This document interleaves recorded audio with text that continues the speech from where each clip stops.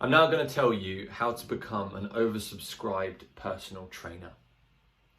The principle of being oversubscribed is actually based on a fundamental law of economics, which I'm going to explain to you. Now, don't be worried, it sounds boring, but actually it's very simple. The simple law of economics is of supply and demand.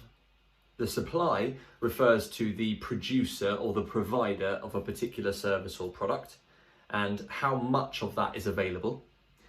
And the demand is simply how many people want to purchase and have an intention to buy into that product or service.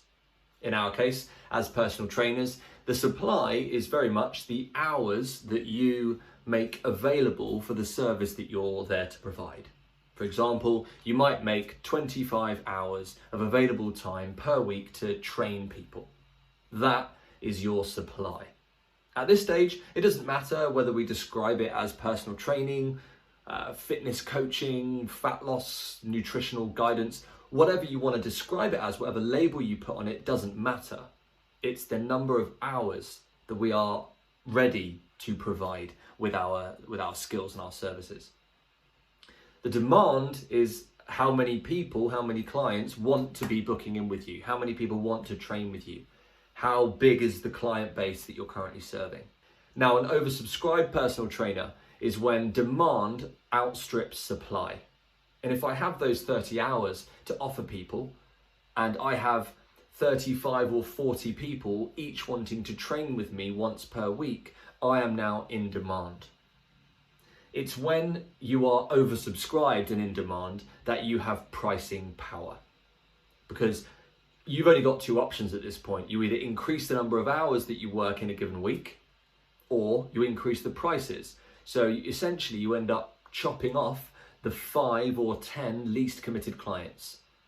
What that does for you is it keeps your time, it controls your time, and I'm going to talk about the value of your time shortly. But it contains your work-life balance whilst facilitating a pay rise for you.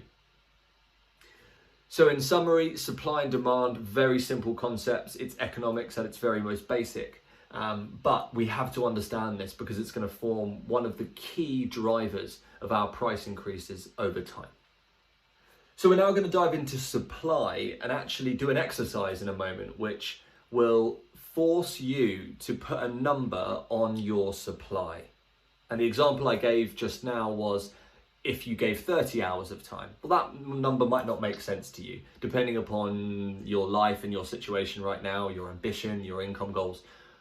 That's another question, but really what we need to do, and I'm going to guide you to do shortly, is actually create a diary, create a maximum number of slots available in your diary, and really define when do you want to be at work, when do you want to be training people, when do you want to be in the gym, and when do you not? When do you want to absolutely redline and say, I do not want to train people here? And this exercise is going to force you to make some decisions. It's going to force you to think about when you do and don't want to work. And it's going to ultimately determine how much money you can earn from personal training. So let's head on to the next section and actually go ahead and do this exercise where we'll be figuring out that number for you.